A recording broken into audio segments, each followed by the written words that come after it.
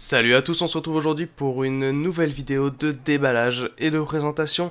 Et aujourd'hui, je vais à nouveau m'intéresser à un produit de chez Inatech, mais totalement différent de ce que je vous avais présenté précédemment, puisqu'il s'agit d'une enceinte Bluetooth qui va pouvoir se connecter à votre smartphone ou à votre tablette, mais aussi à votre ordinateur via une connectivité mini jack, ce qui est plutôt pratique. Comme d'habitude, on va commencer par les informations qui sont présentes sur l'emballage, et à moins d'enlever le couvercle, on ne voit pas grand chose. Donc on va pouvoir voir ici à l'intérieur que cette enceinte dispose d'une batterie de 1500 mAh qui utilise la connectivité Bluetooth 4.0, l'emballage n'est pas à jour. Et en plus de pouvoir écouter de la musique, vous allez aussi pouvoir prendre vos appels avec votre téléphone. Donc si vous avez un appel entrant, l'enceinte va biper et vous pourrez décrocher directement à partir de l'enceinte, ce qui est, je trouve, très pratique. On peut voir que l'enceinte est très bien protégée pendant le transport, ce qui est une très bonne chose. À l'intérieur de la boîte, vous allez trouver un manuel d'instructions, donc qui va vous indiquer à quoi servent les boutons, etc. Donc très classique.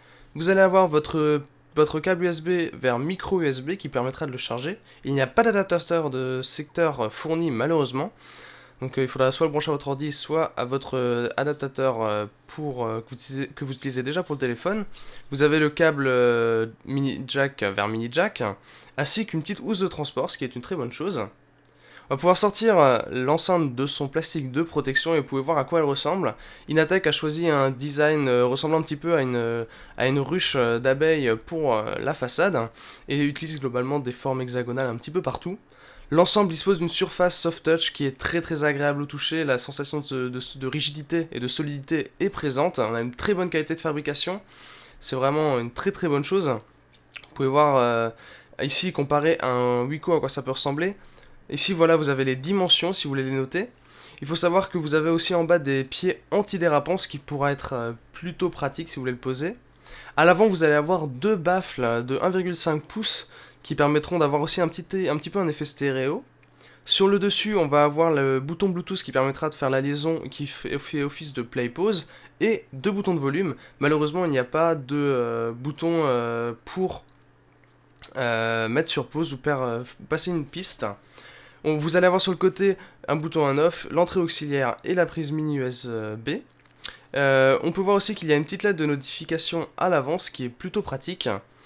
Pour faire l'association avec votre téléphone, c'est très simple, puisqu'il suffit de rester appuyé 6 secondes sur le bouton Bluetooth, et vous verrez ensuite apparaître le périphérique, très simplement sur votre téléphone, et l'association se fait en quelques secondes.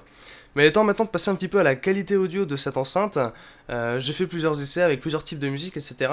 Et ce qu'on remarque dès le début, c'est que les basses sont vraiment très présentes, un tout petit peu trop à mon avis, mais ça peut être plutôt utile si vous voulez bien remplir votre pièce. Donc voilà, des basses qui sont bien, la voix ressort très bien, donc globalement la qualité audio je l'ai trouvée très bonne, mais je vais quand même vous mettre un extrait en fin de vidéo pour que vous puissiez voir à quoi ça ressemble. Donc voilà sur ce que j'avais à dire sur cette enceinte Bluetooth, je vous remercie d'avoir regardé cette vidéo et n'hésitez pas à vous abonner à la chaîne.